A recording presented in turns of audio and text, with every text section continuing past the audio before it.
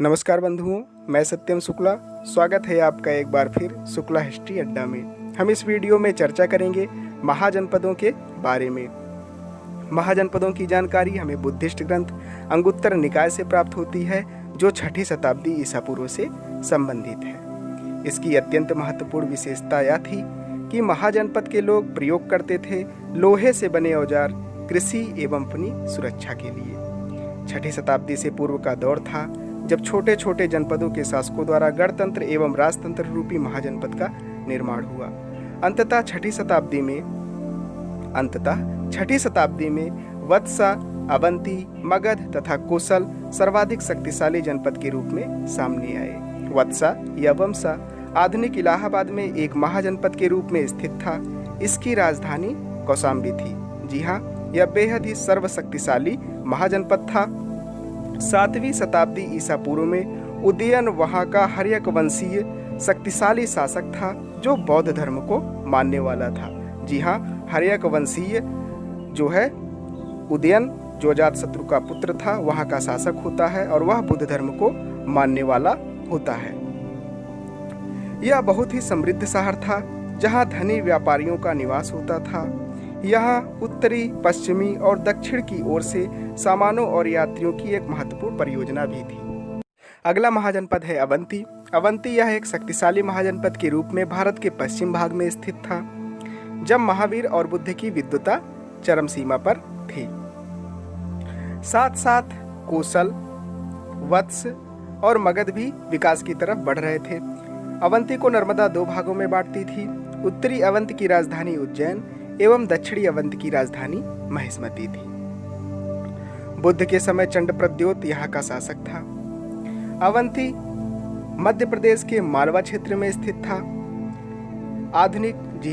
मध्य प्रदेश के मालवा क्षेत्र में स्थित था। महिष्मती तथा उज्जैनी दोनों की आर्थिक एवं सामाजिक स्थिति अत्यंत बेहतरीन थी। आगे चल करके अवंती के राजा नंदीवर्धन को मगध के राजा शिशुनाग ने हरा दिया था।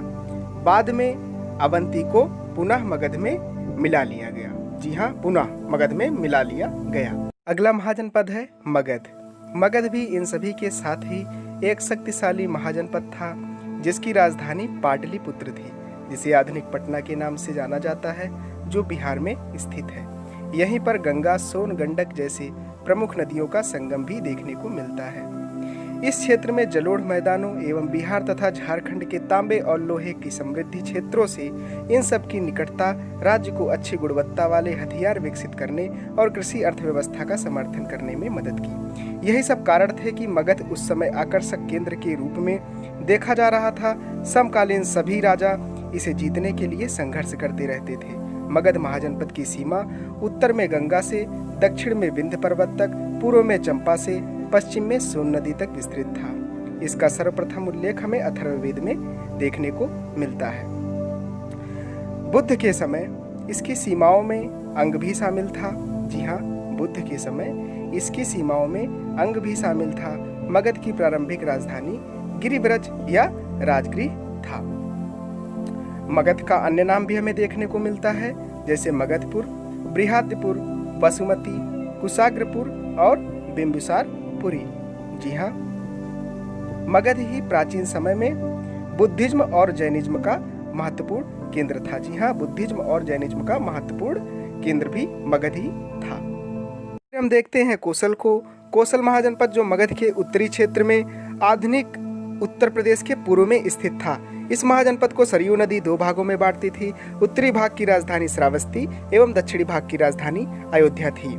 जी हाँ, इस महाजनपद के दक्षिण में गंगा जैसे नदियों का समूह था। पूरब में गंडक नदी और हिमालय पर्वत दीवार की तरह उत्तर में खड़ा हुआ था। यहाँ के राजा देवता के साथ विभिन्न युद्धों में दैत्यों, राक्षसों और असुरों के खिलाफ युद्ध करते थे।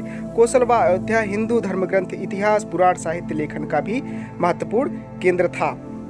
रघुवंश, इक्ष्वाकु वंश यहाँ पर लंबे समय तक शासन किए थे। भगवान राम इसी वंश के राजा थे। अन्य महानतम शासक जैसे हरिश्चंद्र, राजा दिलीप यहाँ पर शासन किए थे। वैदिक ग्रंथों के अनुसार कोसल एक शक्तिशाली एवं बृहद साम्राज्य के रूप में इतिहास में सदैव के लिए प्रसिद्ध एवं अमर है। महावीर एवं बुद्ध के समय राजा प्रसेनजित कौशल का महान शासक था। यह एक अत्यंत ज्ञानी व प्रकांड विद्वान शासक था। इसके शासनकाल में कौशल का सभी क्षेत्रों में विकास हुआ। प्रसेनजित की बहन कौशला देवी का विवाह भी हर्यक वंश के राजा बिंबिसार से हुआ था तथा विवाह के साथ काशी बिंबिसार को मिला था दहेज के रूप में। बिंबिसार का ही पुत्र था अजातशत्रु, जो पिता था उदयन का।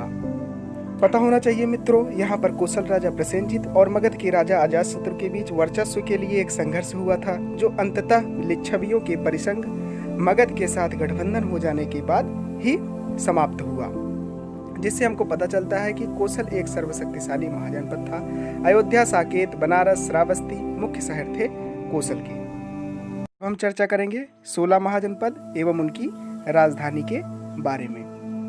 पहला, कंबोज, जिसकी राजधानी राजपुर या हाटक थी। गांधार, जिसकी राजधानी तक्षशिला थी।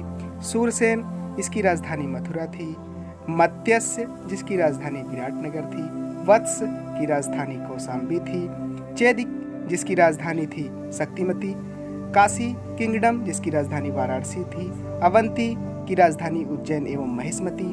कुरु की राजधानी अहिच्छत्र व काम्पिल्य थी। पांचाल, जिसकी राजधानी हस्तिनापुर व इंद्रप्रस्थ थी। कौशल की राजधानी श्रावस्ती थी। मल्ल की राजधानी पावा या कुशीनारा थी। वज्र की राजधानी वैशाली। अंग की राजधानी चंपा थी। मगध की राजधानी क्या थी? राजगृह थी। और उसके बाद आखिरी में अस्मक, जी हाँ अस्मक, जिसकी राजधानी पोटली या पोतन थी। जी हाँ, हमने चर्चा किया आपके साथ महाजनपद के बारे में।